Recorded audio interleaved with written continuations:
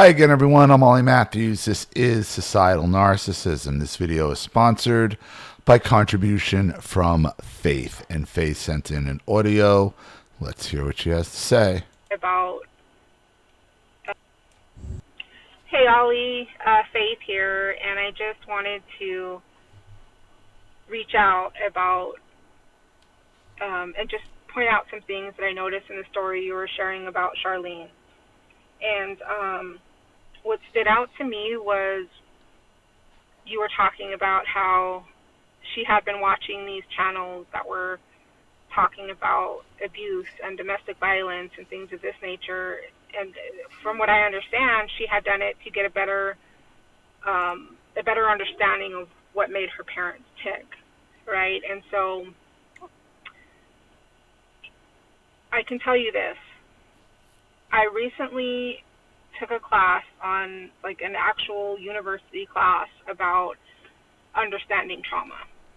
And in this course, I had to read a lot about the types of things that happen that cause childhood trauma, or other types of trauma, but specifically, obviously, what I gravitated towards or related with the most was childhood abuse, whether it's verbal abuse, physical abuse, SA, what have you. And just in reading about the case studies, just in about reading about the actual psychological aspects of the abuse, and learning the whole way that the brain operates, and the neurons and all the stuff that's affected in the brain from trauma, right?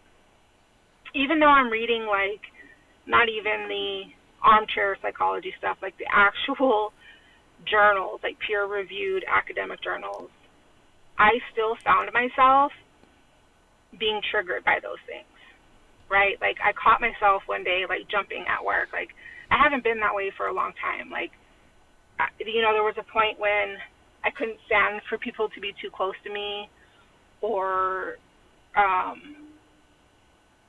get surprised very easily. Somebody walked up behind me, right? I can be jumpy.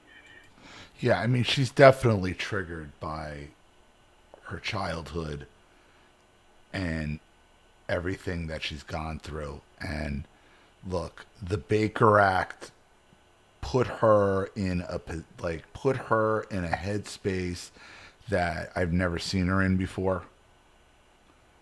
Not excusing what she did, but she's clearly not in her right frame of mind. And it goes directly back to her mother and father's abuse, and even her brothers. It's, decades from when she was a child. Things she can't even remember.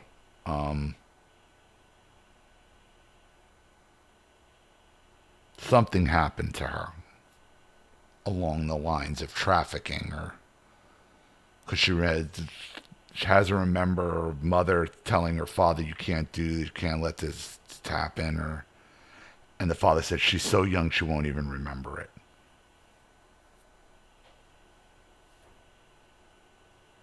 She don't know what it like. She's damaged. And so when I heard you talk about this fog that Charlene goes into, and that she had been kind of consumed with this knowledge, I feel like, and this is just my opinion, I feel like that might have triggered her, because from my experience, if, when I'm in that state, when I'm in that hypervigilant state, your physical body is going to react to anything. Like I just said, right? Like, even just somebody accidentally bumping my chair at work, like, would make me jump out of my chair. That's the physical reaction, because your body is reacting, because it's stuck. When you get triggered, you're stuck in that moment as if it's really happening right now. However, the mental part of it, where you can jump from A to Z to somebody, bumped me in the back, to, oh my gosh, I'm about to get beat up. See, her father, it's deeper than that. It's extreme paranoia.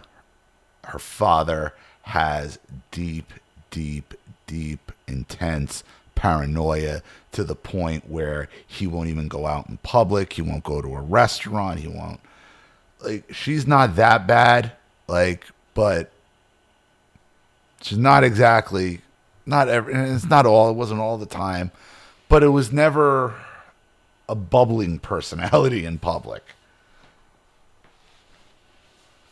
So she's getting a lot of that paranoia from her father. Everyone's out to get me. It's worst case scenario on everything. Right to it. What is the worst possible thing? And what it is that inner saboteur. That Charlene individual was the one who would make everyone else miserable, and it was like I guess a protector almost. Doesn't work anymore.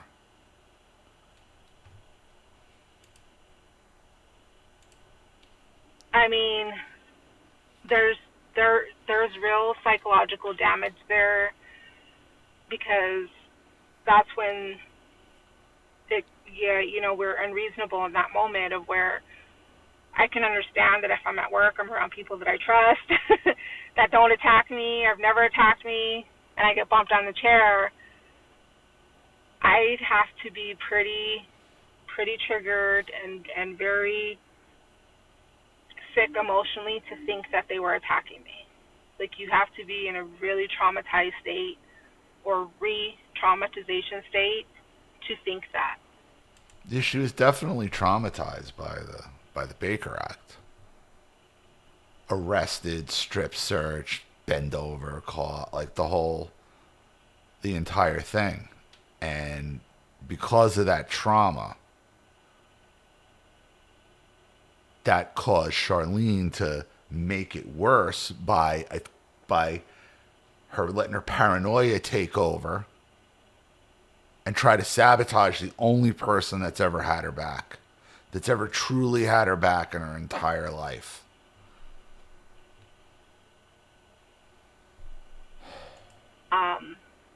So I do pray that Charlene gets the help that she needs.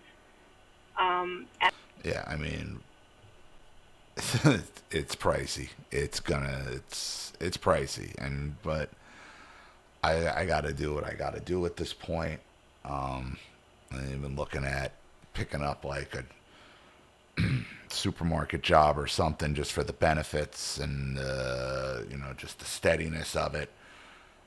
Yeah, I got to do something. She can't work. I mean, until she's able to get her disability, and I have no doubt she's gonna eventually get her disability. But again, this is all because she got Baker acted, and then she didn't get her disability. And no matter how many times the lawyer, or myself, or whoever's been through disability tells her this is just how it works, she needs that because nobody's ever valid.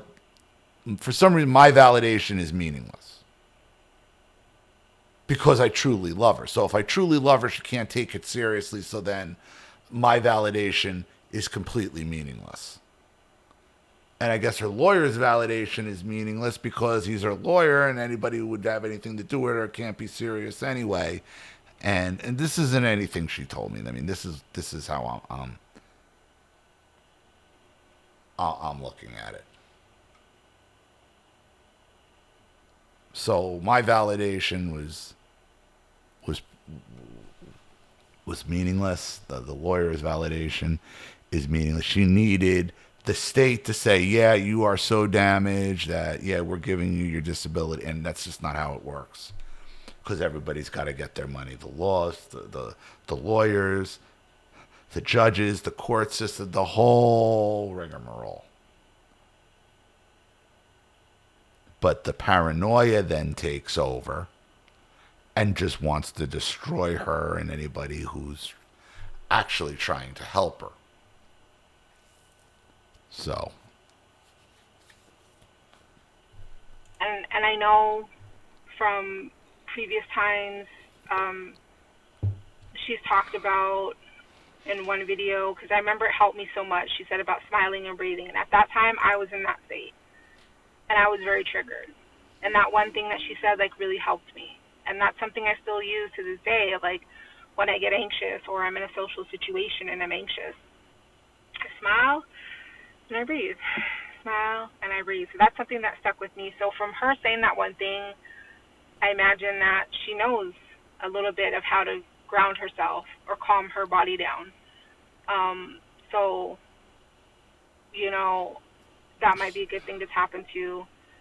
And that's what I learned for myself is The problem is she's lost that ability completely. Her thought process isn't rational.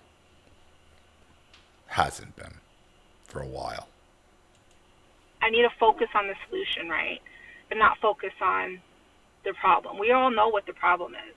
The problem is we grew up with abusive freaking people that were out of control, who didn't know how to self-regulate, and our mind and our bodies are stuck there.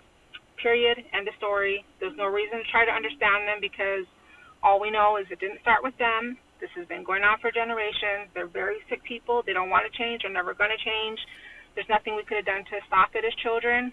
But what can we do going forward? To understand the past, fine. Understand it, learn from it, move forward. Focus on the solution, right? That's what gets me by.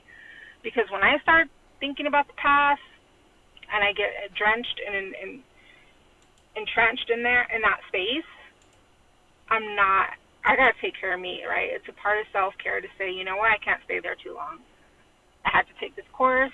I had to look at my personal experience through the lens of everything that I'm learning so I can bring it to a deeper understanding. But then I have to be aware that I'm in this state, and I have to lean into everything that I have learned. And so, you know, in therapy, you do learn techniques like that. How to breathe, how to ground yourself, how to realize you're in those situations, what to do to ask for help, what is going to be your emergency plan if you feel triggered. You know, this is what I'm going to do, this is who I'm going to call, these are the people that I trust, I'm going to take a walk, I'm going to call so-and-so, I'm going to remove myself from the situation, you know. But the unhealthy channels are going to tell you put 911 in your phone and defend yourself with your life. Like, nah, bro, there's like a million other things to do before you escalate it to that emergent situation. So in any case, yeah, I think it's just a form of self-care to be careful what we feed ourselves into our brain as traumatized people. And from my own personal experience, you know, I've shared before that, you know, I too have those tendencies. And so with that, I agree with you. Like I said, I am a part of that majority of women who knows how to manipulate. There's that other side of me too that wants to be a victim and blame people and not have any accountability. But by the grace of God. Somehow, some way, I've been able to know that I'm sick in a lot of ways, and to want. Yeah, I mean, Charlene knows, or Euphrey knows she's sick. She knows she has a problem. She knows she needs help. She wants to get help. You know, that's what we're doing. She realizes, you know, what I'm telling her is true, and then she's listening to my perspective, at least. I mean, she's still trying. You still get Charlene jumping in and trying to fight me on meaningless points, and you gotta, you know, it's a process, and you know, we're going through it. Want a better life enough to be vulnerable with the right people.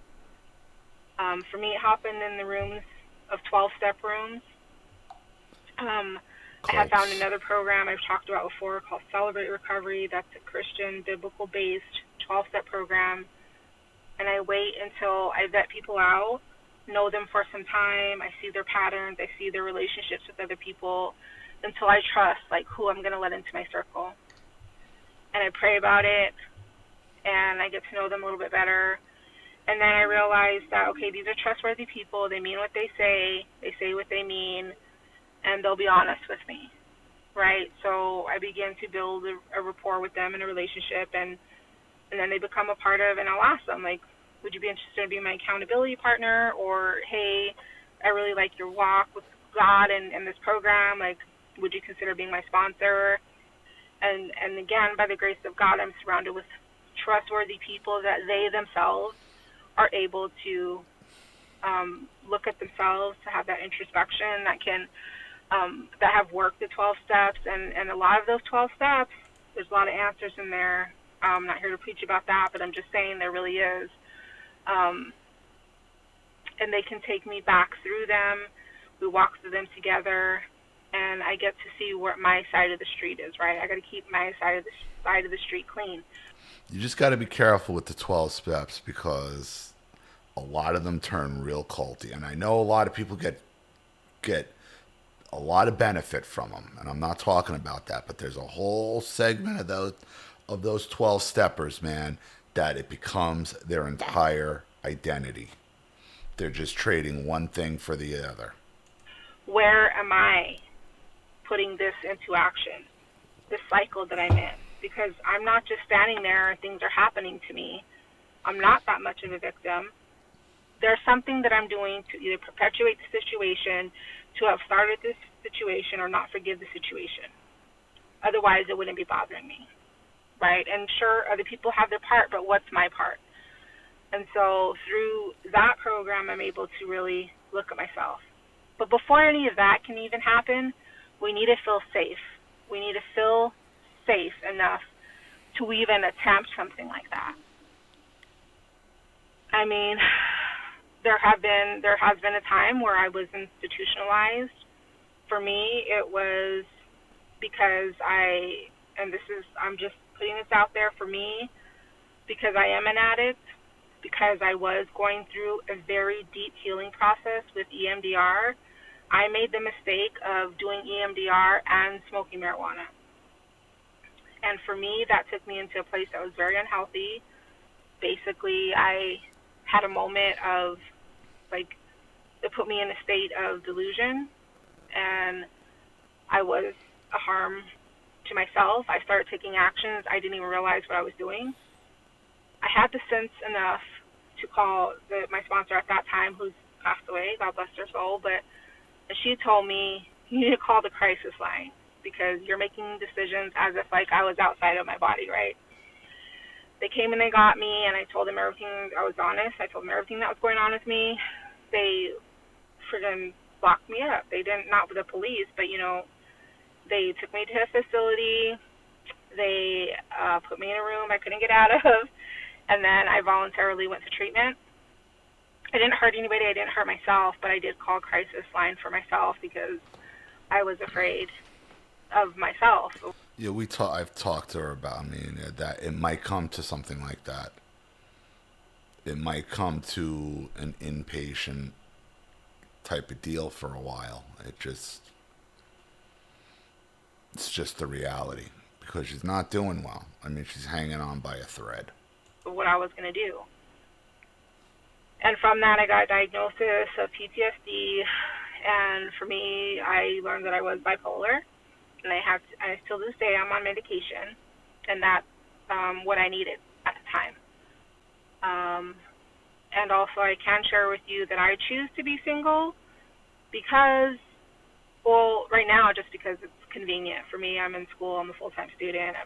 I don't have any interest in a relationship, to be quite honest with you. Pretty happy. My life is really full, and I feel like that would complicate things.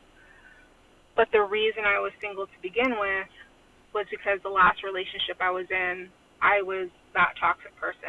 He was toxic too, don't get me wrong. We both were perpetuating the situation. But also, I remember there was a time I kept kicking him out. I kept telling him, every time we fought, I was like, get the fuck out, get the F out. And so finally he got sick of it.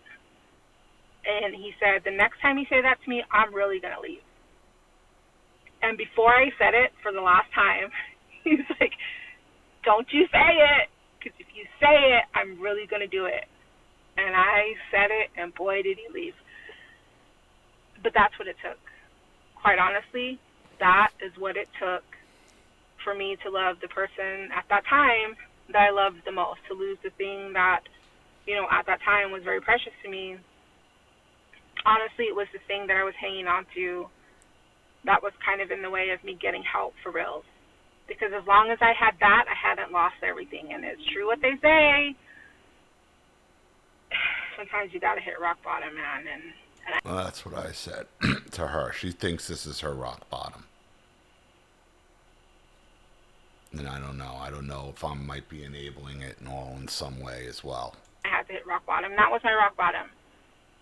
Looking back, I mean, thank God. I mean, you know, he was a very toxic person, and that turned out for the best. But at the time, that was what it took for me to really honestly look at myself to see what was wrong with me. Because what had happened is, this is years and years ago, like maybe 20 years ago. He called my mom, and I was telling my mom, I was crying to her, and she's like, she's like, well, of course he's leaving. He's scared of you. It's like, what the heck? Like, my mom's not like, oh, it'll be okay. She's just like telling me exactly what's wrong. I mean, sometimes that bold narcissist, no freaking compassion thing helps out, right? Because that stayed with me, and I'm like, maybe it is me. Yeah, but why are you? But the question to her is, well, why am I a scary person in the first place? Because you made me this way. I mean, you're going to the person who broke you, made you that way in the first place to, again, you'll take her words as validation, but not the guy who lied. And I understand you're saying he was toxic, but not his. Same way she's doing, you know, you're right. You take the validation of the person who's trying to destroy you.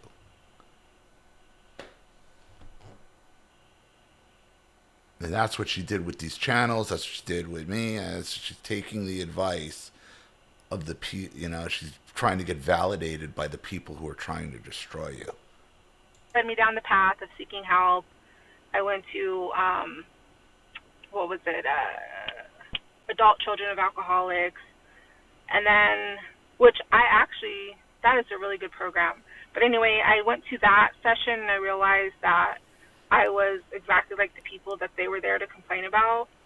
I realized then I had a drinking problem, which by the grace of God, by the way, on May the 8th, I had 15 years. I have not touched alcohol, although I did, have that little relapse with marijuana, but I've been almost 4 years sober from that. But in any case, all that to say is sometimes you got to get to that place where you're alone and finding that place of aloneness when it's just you and God.